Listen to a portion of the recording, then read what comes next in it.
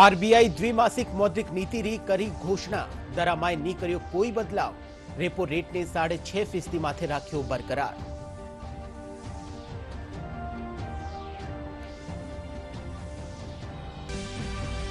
Rising Rajasthan global investment સમિટને લઈને પર્યટન વિભાગની જયપુરમાં એવી પ્રી સમિટ બેઠક. મુખ્યમંત્રી ભજનલાલ શર્મા કયા રાજસ્થાનમાં નિવેશ આવાસુ રોજગારના बढ़ेला मौका.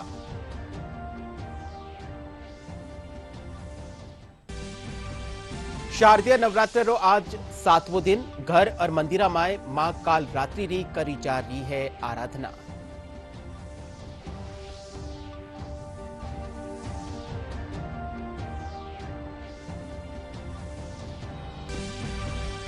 शारदीय नवरात्र रा मौका माथे घरा और मंदिरा में हो रिया है कई धार्मिक आयोजन.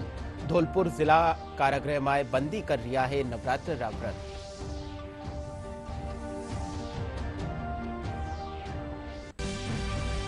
और भारत और बांग्लादेश के बीच दूसरो T20 क्रिकेट मैच आज. टीम इंडिया सीरीज जीतबारा इरादा से उतरेली मैदान में.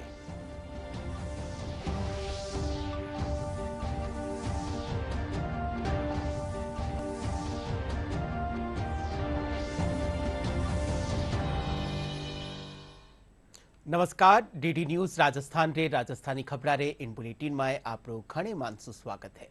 मैं हूं आपके साथ विकास और अब खबरां विगतवार.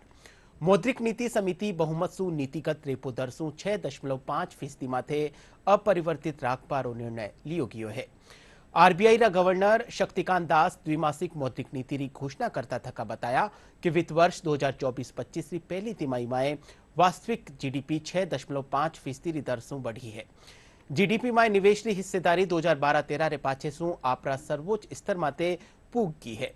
पहली तिमाही के दौरान सरकारी खर्चा में कमी आई है.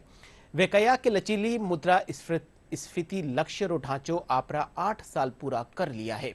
वो 21वीं सदी रा भारत रो एक महत्वपूर्ण संरचनात्मक सुधार है. When I look back, I can say with confidence that the flexible inflation targeting has served us well over the years and has proved its mettle. It brought about an era of price stability in the pre-COVID-19 period, with inflation averaging around the target rate of 4%.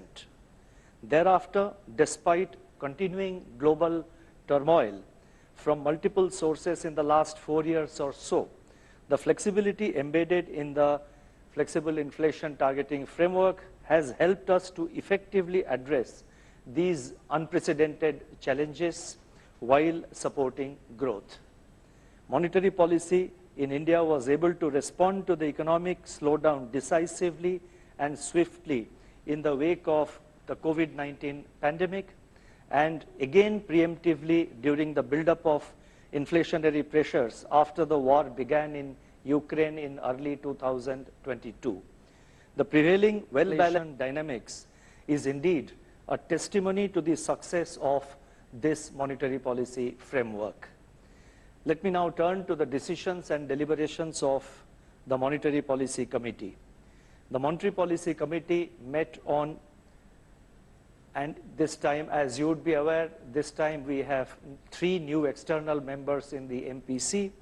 The Monetary Policy Committee with 3 new external members met on 7th, 8th and 9th October, and after assessing the evolving macroeconomic and financial conditions and the outlook, the MPC decided by a majority of 5 out of 6 members to keep the policy repo rate unchanged at 6.5%. Consequently, the standing deposit facility, that is the SDF rate, remains at 6.25%, and the marginal standing facility, that is the MSF rate and the bank rate, they stand at 6.75%. Further, the MPC decided unanimously to change the stance, that is the stance of the monetary policy, to neutral, and also decided to, let me read it again, the MPC decided unanimously to change the stance to neutral and to remain unambiguously focused on a durable alignment of inflation with the target while supporting growth. The MPC noted that currently the macroeconomic parameters of inflation and growth are well balanced. Headline inflation is on a downward trajectory, though its pace has been slow and uneven. Rising Rajasthan global investment summit ने लेर पर्यटन विभाग की pre summit बैठक हुई जिनमें मुख्यमंत्री भजनलाल शर्मा और उप मुख्यमंत्री दिया कुमारी की मौजूदगी में पर्यटन विभाग का प्रमुख शासन सचिव रवि जैन कंपनिया प्रतिनिधियों साथ एमओयू करिया। मुख्यमंत्री कहा कि राजस्थान में निवेश आवासु रोजगार मौका बढ़ेला। वठे ही उप मुख्यमंत्री दिया कुमारी कहो कि पर्यटन खेतर में विया एमओयू सु राज्य में पर्यटन व्यवसाय में बढ़ोतरी वेली।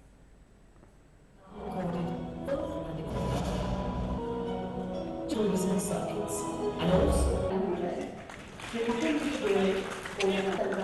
sunrise resort 350 crore. राजस्थान का पर्यटन और आर्थिक क्षेत्र तेजी से बढ़ रहा है एवं वर्ष 2023 में राज्य ने करीब 18 करोड़ घरेलू और 17 लाख अंतर्राष्ट्रीय पर्यटकों का स्वागत किया है। ये कम संख्या नहीं है और मैं कह रहा था आने वाले समय में ये संख्या कई गुना होने वाली है। मैं इसलिए कहता हूं कि हम विकास को गति देने के लिए नई राजस्थान पर्यटन इकाई नीति भी लेकर के आ रहे हैं। इसमें निवेश को प्रोत्साहन करने के लिए विभिन्न प्रकार की रियायतों का प्रावधान किया जा रहा है। राजस्थान पर्यटन विकास बोर्ड का गठन कर Rajasthan tourism infrastructure and capacity building fund बनाकर पर्यटन क्षेत्र में 5,000 करोड़ रुपए के कार्य करवाए जाएंगे। हर प्रकार से सिंगल विंडो क्लियरेंस और एक ही जगह पे, चाहे आप कोई भी किसी भी प्रकार का आपको क्लियरेंस चाहिए हो, कोई परमिट चाहिए, कोई परमिशन चाहिए, वो आप एक ही व्यक्ति से एक ही ऑफिस से आप ले सकते हैं। और हम सब जानते हैं राइजिंग राजस्थान जो कि दिसंबर में होने वाला है, उस समय बहुत सारा राजस्थान में निवेश आएगा, इंडस्ट्री आएगी हर प्रकार से, चाहे मैन्युफैक्चरिंग की बात करें हम लोग, हमारे यहाँ जो चाहे टूरिज्म की बात करें, चाहे हमारे नेचुरल रिसोर्सेज की बात करें, चाहे हम बात करें वाइल्ड लाइफ की बात करें, हर प्रकार से राजस्थान में एग्रीकल्चर बहुत बड़ा एक सेक्टर है। हर प्रकार से हर क्षेत्र में इन्वेस्टमेंट भी आएगा और उस क्षेत्र से संबंधित इंडस्ट्री भी राजस्थान में स्थापित होगी। मुख्यमंत्री भजनलाल शर्मा कहा कि राजस्व विभाग जमीना सु संबंधित प्रकरणा निस्तारण में तेजी लाई जावे जिनसु आमजन ने बेगो और सुलभ न्याय मिल सकेला। वे विभाग की कार्यप्रणाली ने और बेहतर बनावा खातर वर्तमान नियमा में यथासंभव संशोधन करवारा सरलीकरण करना निर्देश दिया। मुख्यमंत्री कार्यालय में राजस्व और उपनिवेशन विभाग की समीक्षा बैठक ने संबोधित कर रहा। वे कहा कि पटवारी गिरदावर नायब तहसीलदार की जवाबदेही सुनिश्चित करता थका प्रकरणारो समयावधि में निस्तारण कर्यो जावे। हरियाणा विधानसभा चुनाव में भाजपा ने बहुमत रे साथे जीत मिलवारे साथे भारतीय जनता पार्टी में खुशी रो माहौल है। राजस्थान भाजपा में भी कार्यकर्ता जश्न मना रहा है।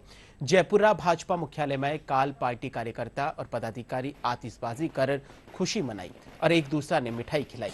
वठी ने ही बीकानेर में भी कार्यकर्ता जश्न मनायो।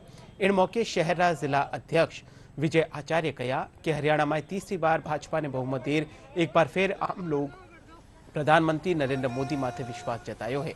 इनके अलावा दौसा में भी भाजपा कार्यकर्ता जगह जगह जश्न मनार मिठाइयां बांटी।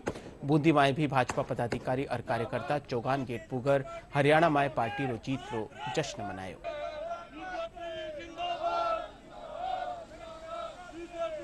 भाजपा री जीत माते प्रधानमंत्री नरेंद्र मोदी कार्यकर्ताओं ने संबोधित करता थका कहा कि हरियाणा में सुशासन और विकास ने लेर करया गया काम माथे जनता मुहर लगाई है।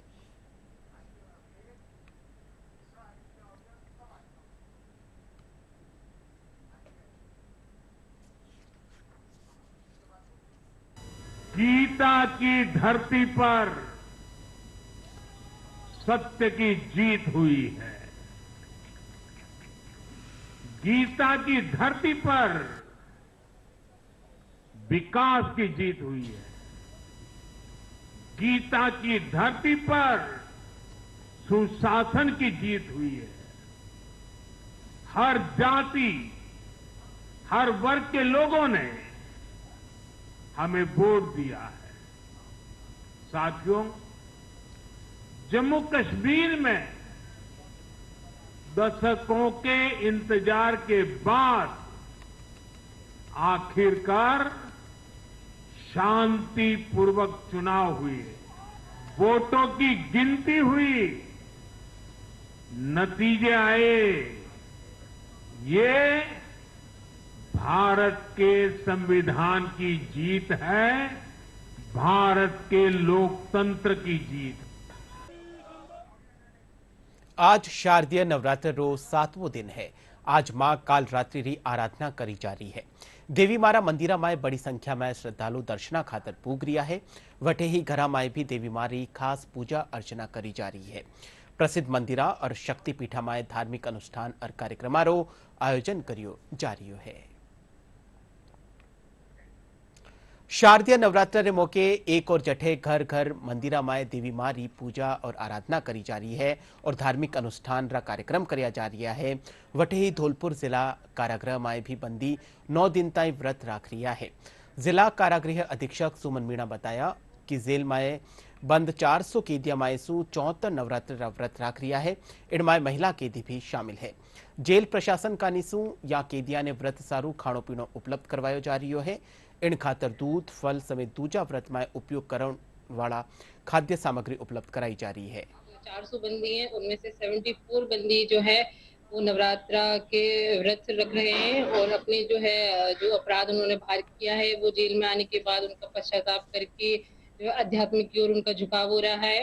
और 11 महिलाएं भी हैं, उनमें से भी कुछ महिलाओं ने व्रत किया है। तो हमारे जेल प्रशासन के द्वारा उनके लिए जो है फलाहार की व्यवस्था की गई है। पूजन सामग्री की अंदर जो है माता रानी का मंदिर बनाया गया है, उसमें सुबह शाम आरती होती है।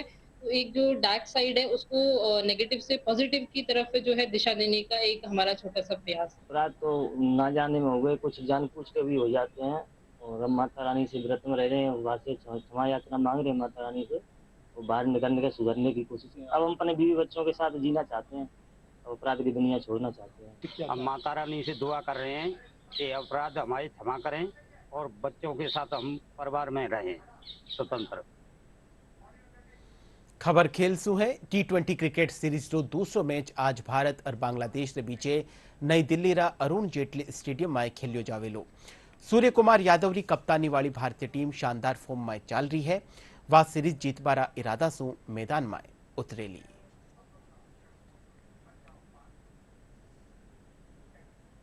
और बुलेटिन रे अंत में मुख्य खबरा एक फेरू। आरबीआई द्विमासिक मौद्रिक नीति री करी घोषणा, दरा में नहीं कर्यो कोई बदलाव।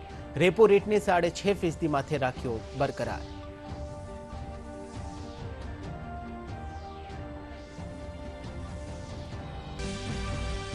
Rising Rajasthan global investment summit ने लेर पर्यटन विभाग री जयपुर में हुई प्री समिट बैठक। मुख्यमंत्री भजनलाल शर्मा कया राजस्थान में निवेश आवासु रोजगार बढ़ेला मौका।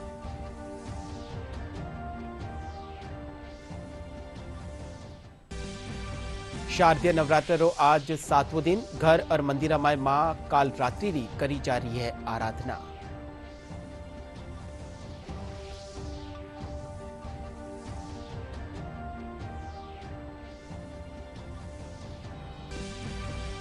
शारदीय नवरात्र रा मौका माते घर और मंदिरा में हो रिया है कई धार्मिक आयोजन। धौलपुर जिला कारागृह में बंदी कर रिया है नवरात्र रा व्रत।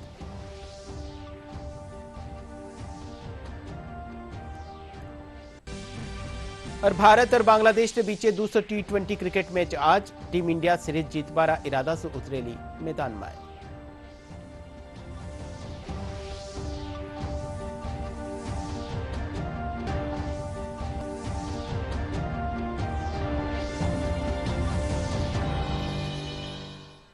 DD news Rajasthan social media रा सगला प्लेटफॉर्म माते उपलब्ध है। आप वटे भी डीडी न्यूज राजस्थान की खबरा ने देख सको हो। फिलहाल इन बुलेटिन में इतो ही। आप देखता रहिजो डीडी राजस्थान। नमस्कार।